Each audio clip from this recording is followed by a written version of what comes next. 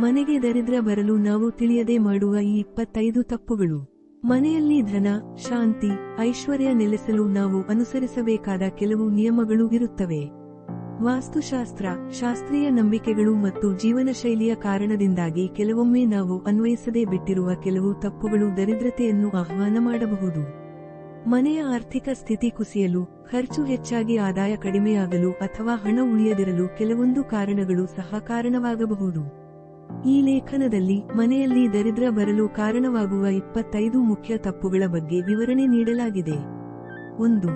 ಮನೆಯ ಮುಂದೆ ಕಸದ ಗುಡ್ಡ ಅಥವಾ ಕಸದ ಪೆಟ್ಟಿಗೆ ಇಡುವುದು. ಮನೆಯ ಮುಖ್ಯದ್ವಾರದ ಎದುರು ಕಸ ಇರುವುದರಿಂದ ನಕಾರಾತ್ಮಕ ಶಕ್ತಿ ಹರಿಯುತ್ತದೆ.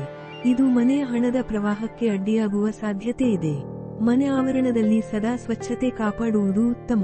2. ದೇವರ ಕೋಣೆಯ ದಿಕ್ಕು ತಪ್ಪಾಗಿರುವುದು. ದೇವರ ಮೂರ್ತಿಗಳನ್ನು ವಾಸ್ತು ಪ್ರಕಾರ ನೇಮಿಸಿ. ಉತ್ತರ ಅಥವಾ ಪೂರ್ವ ದಿಕ್ಕಿಗೆ ಮುಖ ಮಾಡಿ ಪೂಜೆ ಮಾಡುವುದು ಶುಭ. ದೇವರ ಕೋಣೆಯ ದಿಕ್ಕು ತಪ್ಪಿದರೆ ಹಣಕಾಸಿನ ಸಮಸ್ಯೆಗಳು ಎದುರಾಗಬಹುದು. 3. ತುಂಡಾದ ಅಥವಾ ಹಾಳಾದ ದೀಪವನ್ನು ಬಳಸುವುದು. ದೀಪವು ಬೆಳಕಿನ ಸಂಕೇತ. ದೀಪದ ಪಾತ್ರೆ ಚಿನ್ನ ಅಥವಾ ತಾಮ್ರದಿಂದ ಮಾಡಲಾದದ್ದು ಉತ್ತಮ. ಪುಟಿದ ಅಥವಾ ಭಂಗವಾದ ದೀಪ ಮನೆಗೆ ದರಿದ್ರತೆಯನ್ನು ತರಬಹುದು. 4. ವಾರದಂದು ತುಳಸಿ ಬೆಸೆಯ ನೀರು ಹರಿಯದಿರುವುದು. ತುಳಸಿ ವೃಕ್ಷ ಪವಿತ್ರವಾಗಿದ್ದು ಅದಕ್ಕೆ ನೀರು ಹಾಕುವುದು ಧನಾಗಮನಕ್ಕೆ ಸಹಾಯಕ. ಶನಿವಾರ ಮತ್ತು ಅಮಾವಾಸ್ಯೆ ದಿನ ತುಳಸಿ ಬಾವಿಯ ನೀರು ಹಾಕಬಾರದು. 5. ಒಡೆದ ಕನ್ನಡಿ ಇಡುವುದು. ಒಡೆದ ಕನ್ನಡಿ ಮನೆಯಲ್ಲಿ ಇರುವುದು ಅಪಶಕುನ. ಇದರಿಂದ ಮನೆಯ ಧನ ಸಂಗ್ರಹಕ್ಕೆ ಅಡ್ಡಿ ಉಂಟಾಗುತ್ತದೆ. 6. ಬಿಸಾಕೊಂಡ ಅಥವಾ ಒಡೆದ ಪೈಪಿನ ನೀರು ಹೊಡೆಯುವುದು. ನೀರಿನ ಶಕ್ತಿ ಚಿಂತನೆಯ ಶಕ್ತಿ. ಮನೆಯಲ್ಲಿ ನೀರು ನಿರಂತರವಾಗಿ ಸುರಿಯುತ್ತಿದ್ದರೆ ಅದರಿಂದ ಆರ್ಥಿಕ ಹಾನಿ ಉಂಟಾಗಬಹುದು. 7. ಸುಕ್ಕು ಉಡುಪು ಧರಿಸುವುದು. ಸುಕ್ಕು ಉಡುಪು ದರಿದ್ರತೆಯ ಸಂಕೇತ. ಸದಾ ಸ್ವಚ್ಛ ಮತ್ತು ಸುಂದರ ಉಡುಪನ್ನು ಧರಿಸುವುದು ಒಳ್ಳೆಯದು. 8. ಬಟ್ಟೆ ತೊಳೆಯುವ ಸ್ಥಳ ಅಸೌಕರ್ಯವಾಗಿರುವುದು. ಮನೆಯಲ್ಲಿ ಬಟ್ಟೆ ತೊಳೆಯುವ ಸ್ಥಳ ಸ್ವಚ್ಛವಾಗಿರಬೇಕು. ಇಲ್ಲದಿದ್ದರೆ ನಕಾರಾತ್ಮಕ ಶಕ್ತಿ ಮನೆಗೆ ಆವರಿಸುತ್ತದೆ. 9. ದೀಪ ಆರಿಸಿಕೊಂಡು ಬಹಳ ಹೊತ್ತಿಗೆ ಬೆಳಗಿಸುವುದು. ದೀಪ ಆರಿಸಿಕೊಂಡು ಕೊನೆಗೆ ಬೆಳಗಿಸುವುದರಿಂದ ಮನೆಯಲ್ಲಿ ನಕಾರಾತ್ಮಕ ಶಕ್ತಿಯು ಹೆಚ್ಚು ಉಂಟಾಗುತ್ತದೆ. 10. ದೇವರ ಮಂದಿರದ ಬಳಿ ಅಪರಿಚಿತ ವಸ್ತುಗಳು ಇರಿಸುವುದು. ದೇವರ ಕೋಣೆಯಲ್ಲಿ ಅಪರಿಚಿತ ವಸ್ತುಗಳು ಇರಬಾರದು. ಇದು ಪಾವಿತ್ರ್ಯತೆಗೆ ಧಕ್ಕೆ ತರಬಹುದು. 11. ಮನೆಯ ಹೊರಗೆ ಹಾಳಾದ ಗೇಟ್ ಇಡುವುದು. ಮನೆಯ ಗೇಟ್ ಸುಧಾರಿತವಾಗಿರಬೇಕು. ಇದರಿಂದ ಒಳಹೋಗುವ ಧನಶಕ್ತಿ ನಷ್ಟವಾಗಬಹುದು. 12. ಮನೆಯ ದ್ವಾರದಲ್ಲಿ ಒಡೆದ ಪೇಂಟಿಂಗ್ ಅಥವಾ ಕಲಾತ್ಮಕ ಚಿತ್ತಾರ ಇಡುವುದು. ಒಡೆದ ಚಿತ್ರ ಅಥವಾ ಹಾಳಾದ ಕಲಾತ್ಮಕ ವಸ್ತು ಮನೆಯಲ್ಲಿ ಇದ್ದರೆ ಅದರ ಪರಿಣಾಮ ಧನ ಸಂಗ್ರಹಕ್ಕೆ ಅಡ್ಡಿಯಾಗಬಹುದು. 13. ಪಕ್ಕದ ಮನೆಯ ನಕಾರಾತ್ಮಕ ಶಕ್ತಿಯ ಹತ್ತಿರ ವಾಸಿಸುವುದು. ನೀವು ವಾಸಿಸುತ್ತಿರುವ ಸ್ಥಳದಲ್ಲಿ ನೆರೆಹೊರೆಯ ನಕಾರಾತ್ಮಕ ಶಕ್ತಿ ಇದ್ದರೆ ಅದು ನಿಮ್ಮ ಆರ್ಥಿಕ ಸ್ಥಿತಿಗೆ ನೇರವಾಗಿ ಪರಿಣಾಮ ಬೀರುತ್ತದೆ. 14.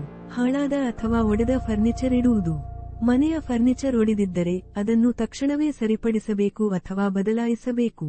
15. ತುಂಡಾದ ಪೇಸಲೆ ಇಲ್ಲವೇ ನೊಣದ ಗೂಡು ಇರಿಸಿಕೊಳ್ಳುವುದು.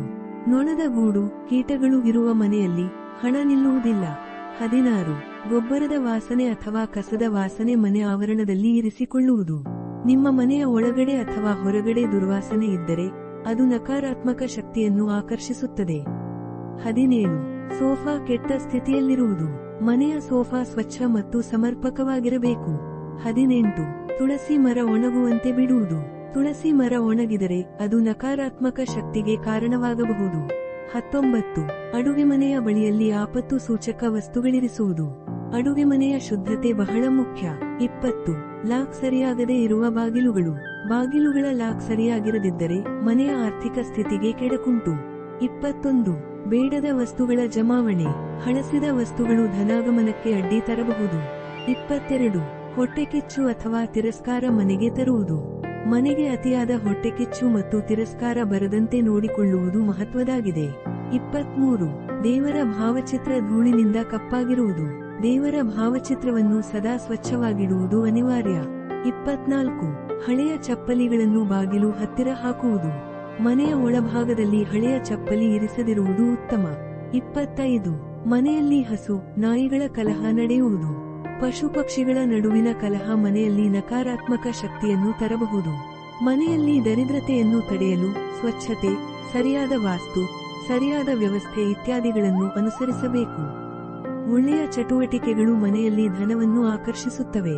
ಇದರಿಂದ ನಿತ್ಯ ಜೀವನ ಸುಖಕರವಾಗಿರುತ್ತದೆ ಮತ್ತು ಆರ್ಥಿಕವಾಗಿ ಪ್ರಗತಿ ಸಾಧಿಸಲು ಸಾಧ್ಯವಾಗುತ್ತದೆ.